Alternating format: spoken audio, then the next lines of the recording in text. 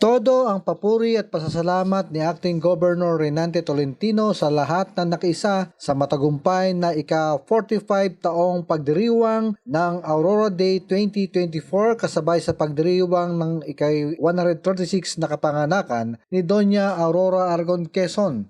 Sa kanyang naging mensahe, binanggit nito ang papuri at pasasalamat sa Diyos sa mga lingkod ng simbahan upang ang banal na salita ay maipalaganap at maisabuhay dahil sa naging matagumpay ang pagdaraos ng Aurora Day Celebration.